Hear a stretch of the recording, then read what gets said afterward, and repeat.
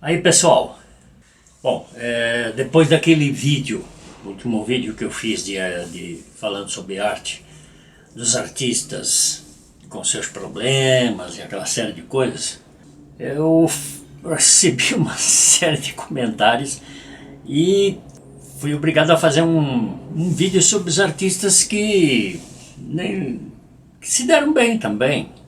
Nem todos sofreram tanto e se deram tão mal.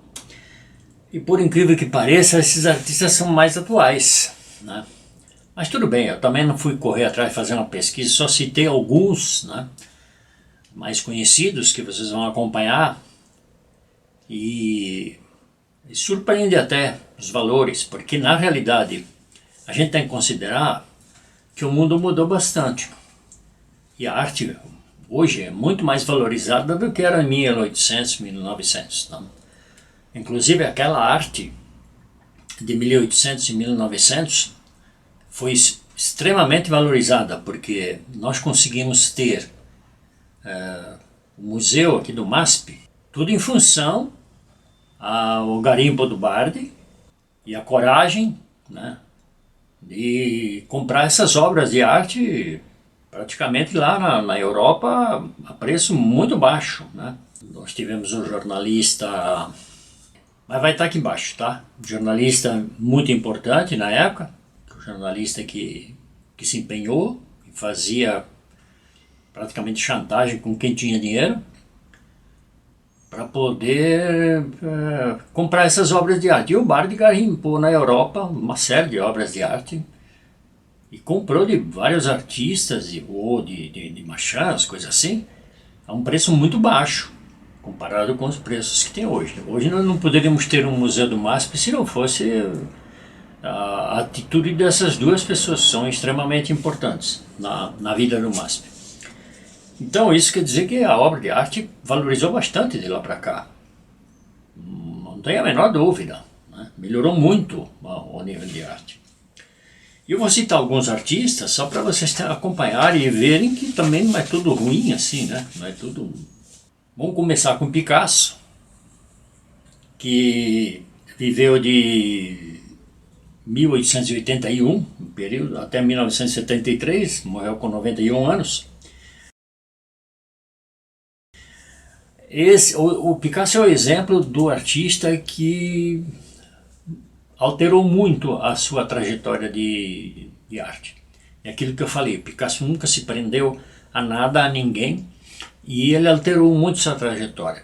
Isso aí é só pesquisar a vida e as obras do Picasso, vocês vão ver que ele teve várias fases, ele atuou em várias fases diferentes e tal.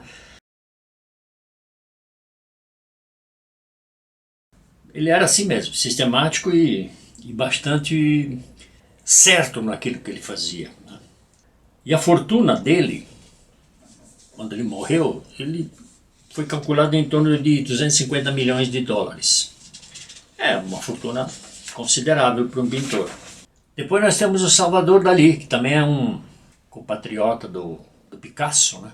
Que na realidade o Salvador Dalí também era, apesar de que eram antagônicos politicamente, mas o Salvador Dalí era praticamente o cara mais famoso do surrealismo, né? Ele nasceu em 1904, morreu em 1989, com 84 anos, um pouco mais novo, mas mesmo assim, com bastante tempo. Foi cubista por um tempo e surrealista, a maior parte da vida dele.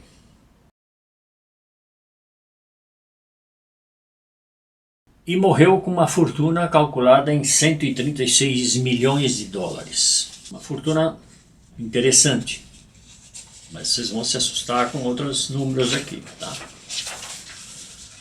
Bom, para não dizer que eu só estou falando de pessoas da Europa, e para dizer que eu falo também aqui na América Latina, eu não vou falar dos Estados Unidos, que outros que são de pop art, eu não me interessei, tá? Mas só peguei alguns lá da Europa e puxei alguns da América Latina para mostrar para vocês Nós no Brasil, nós temos uma certa dificuldade de gerar os nossos próprios ídolos, principalmente em artes, tá?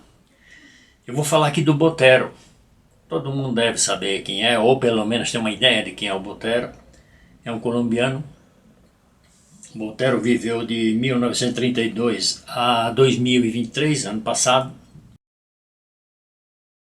Morreu com 91 anos.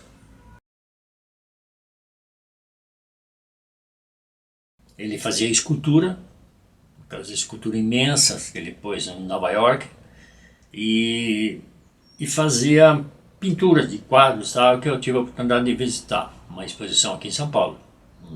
Era um figurinista e um pintor reverenciado no mundo inteiro.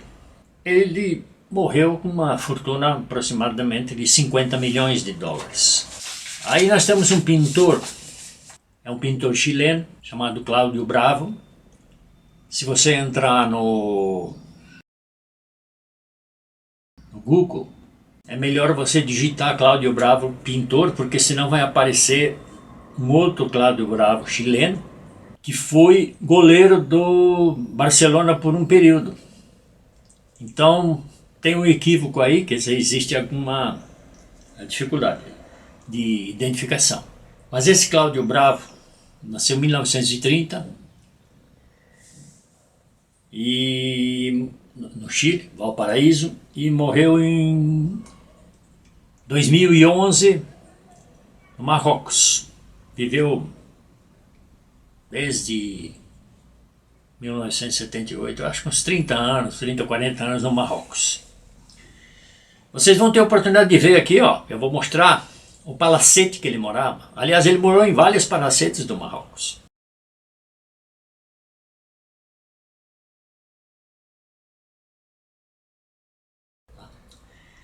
Eu não tenho aí a fortuna dele, porque eu procurei e não achei, mas não preciso nem falar muito, porque é só ver o palacete que ele morava.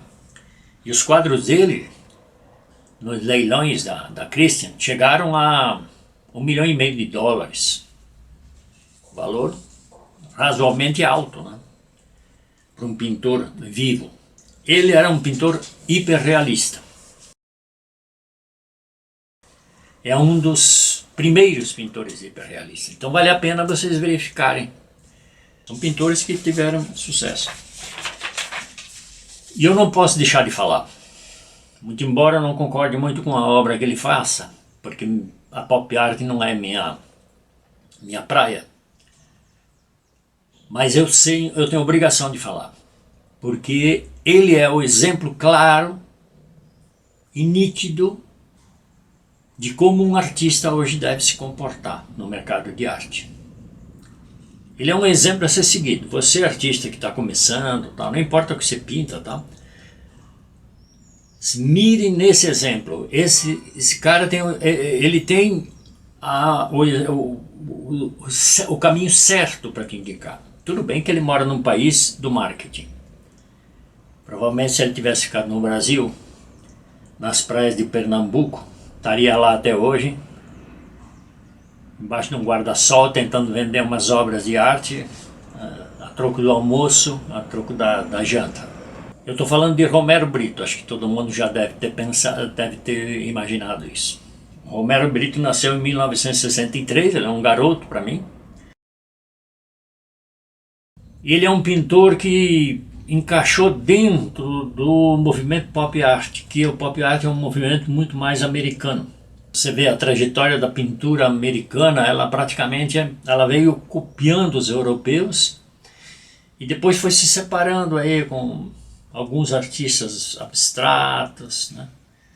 E a pop art, que foi Mas eles têm o dinheiro, eles têm o mercado.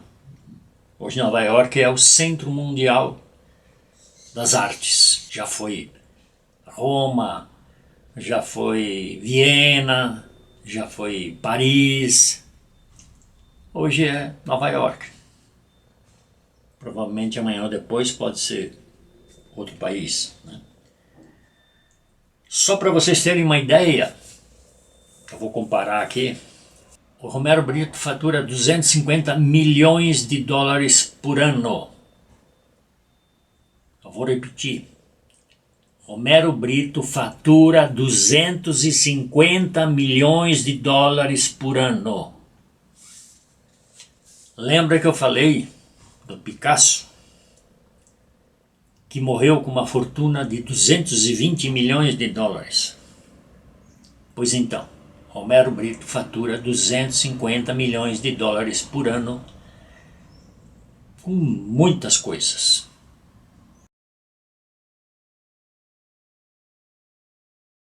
Várias atividades. Ele faz várias esculturas, várias atividades. Ele é uma máquina de fazer dinheiro. Mas isso também não quer dizer que ele não tenha quadros importantes. Ele acabou de vender um quadro, Santa Ceia, me parece, acima de $1 milhão. Então, para quem acha que e vira o nariz para o Romero Brito, é melhor parar para pensar. Porque nós idealizamos uma série de artistas aqui que só serve para nós. Romero Brito é mundialmente conhecido. Simples assim. Muitos artistas aqui que nós consideramos grandes artistas com representatividade na nossa arte,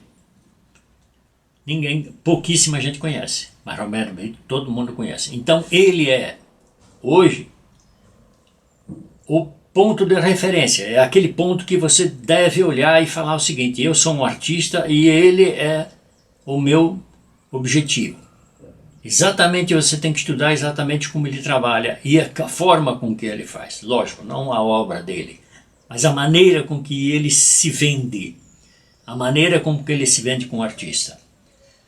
E se você parar para pensar, Romero Brito, ele montou sua própria galeria nos Estados Unidos.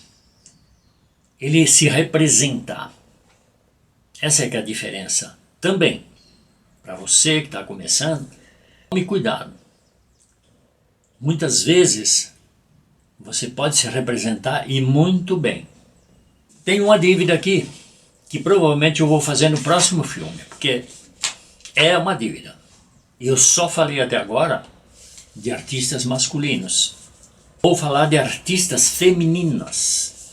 Algumas trajetórias que elas sofreram pelo mundo, pelo machismo que existe e que existiu por muitos e muitos anos e ainda existe até hoje. E algumas artistas que representam a nossa arte. Nossa não, a arte em geral, né? Mas a gente não pode negar que o machismo é muito forte e foi muito forte durante muitos e muitos anos. Praticamente as artistas não tinham representatividade, não eram reconhecidas. Embora se sabe de artistas mulheres que faziam obras para os homens assinarem, que elas não tinham reconhecimento. É cruel. Mas, hoje em dia, graças a Deus, isso está sendo revelado.